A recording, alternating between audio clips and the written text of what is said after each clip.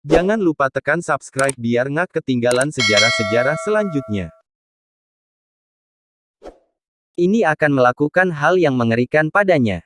Demikianlah keadaan Julaibib kala itu. Namun, Allah berkehendak menurunkan rahmatnya, tidak satu makhluk pun bisa menghalangi. Julaibib menerima hidayah, dan dia berada di barisan terdepan dalam salat maupun jihad. Meski hampir semua orang tetap memperlakukannya seolah ia tiada, namun tidak demikian dengan Rasulullah SAW, sang rahmat bagi semesta alam. Julaibib yang tinggal di Sufah Masjid Nabawi, suatu hari ditegur oleh Rasulullah. Julaibib, begitu lembut beliau SAW memanggil, tidakkah engkau menikah? Siapakah orangnya yang mau menikahkan putrinya dengan diriku ini ya Rasulullah? Kata Julaibib tersenyum. Tidak ada kesan menyesali diri atau menyalahkan takdir Allah pada kata-kata maupun air mukanya. Rasulullah SAW juga tersenyum. Mungkin memang tidak ada orang tua yang berkenan pada Julaibib.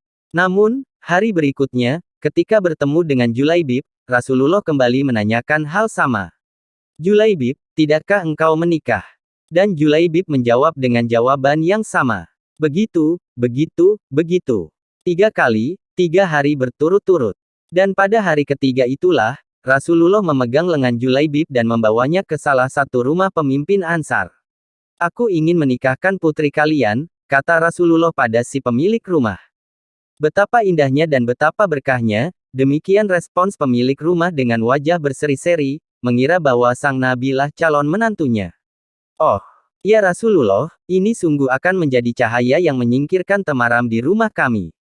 Tetapi bukan untukku, kata Rasulullah. Kupinang putri kalian untuk Julaibib, tegas Rasulullah. Julaibib, nyaris terpekik ayah sang gadis. Ya, untuk Julaibib. Ya Rasulullah. Saya harus meminta pertimbangan istri saya tentang hal ini, kata ayah sang gadis.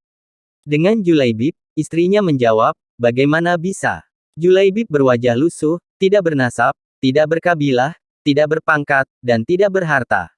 Demi Allah tidak akan pernah putri kita menikah dengan Julaibib. Perdebatan itu tidak berlangsung lama. Dari balik tirai sang putri berujar, siapa yang meminta? Sang ayah dan sang ibunya pun menjelaskan. Apakah kalian hendak menolak permintaan Rasulullah? Demi Allah, kirim aku padanya. Dan demi Allah, karena Rasulullah yang meminta, maka tiada akan membawa kehancuran dan kerugian bagiku, kata sang gadis. Sang gadis salehah itu lalu membaca ayat, yang artinya, dan tidaklah patut bagi lelaki beriman dan perempuan beriman, apabila Allah dan Rasul-Nya telah menetapkan suatu ketetapan, akan ada bagi mereka pilihan lain tentang urusan mereka. Dan barang siapa mendurhakai Allah dan Rasul-Nya maka sungguhlah dia telah sesat, sesat yang nyata. Qs. Al-Ahzab, 36. Dan sang Nabi dengan tertunduk berdoa untuk sang gadis salihah itu. Ya Allah, limpahkanlah kebaikan atasnya, dalam kelimpahan yang penuh berkah. Jangan kau jadikan hidupnya payah dan bermasalah. Demikian doa indah Rasulullah. Maka benarlah doa Nabi SAW. Tak lama kemudian Allah karuniakan jalan keluar baginya. Kebersamaan di dunia ternyata tidak ditakdirkan terlalu lama. Meski di dunia sang istri salehah dan bertakwa, tapi bidadari telah terlampau lama merindukannya di surga. Julaibib lebih pantas menghuni surga daripada dunia yang tidak bersahabat padanya. Saat syahid di medan perang, Rasulullah begitu kehilangan. Pada akhir pertempuran, Nabi SAW bertanya, apakah kalian kehilangan seseorang? Tidak ya Rasulullah, serempak sahabat menjawab. Sepertinya Julaibib memang tidak berarti di kalangan mereka. Apakah kalian kehilangan seseorang? Tanya Rasulullah kembali. Nabi SAW bertanya lagi. Kali ini wajahnya merah bersemu. Tidak ya Rasulullah. Kali ini sebagian menjawab dengan was-was, beberapa orang menengok ke kanan dan ke kiri.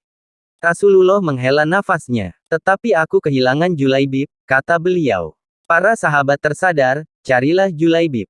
Maka Julaibib yang mulia pun ditemukan. Ia terbunuh dengan luka-luka di sekujur tubuh dan wajahnya. Di sekitar jasadnya, ada 7 jasad musuh telah ia bunuh. Rasulullah dengan tangannya sendiri mengkafani Julaibib. Beliau mensalatkannya dan berdoa, Ya Allah, dia adalah bagian dari diriku dan aku adalah bagian dari dirinya, kata Rasulullah. Demikian kisah Julaibib yang akhir hayatnya berakhir syahid ketika membantu Rasulullah SAW dan para sahabat. Pilihannya berjihad dan merindukan syahid mendapat ganjaran indah dari Allah SWT. Rupa memang tidak seelok para bangsawan, harta tak sebanyak yang dimiliki para raja, namun bidadari surga berebut menginginkan sosok Julaibib. Tepatlah kiranya kita menyimpulkan bahwa ketakwaan merupakan harta paling berharga di sisi Allah. Sebab kekayaan, rupa maupun kedudukan di dunia akan lenyap begitu ajal datang menghampiri pemiliknya. Beginilah cerita singkat sahabat Nabi. Jangan lupa subscribe biar nggak ketinggalan video-video selanjutnya.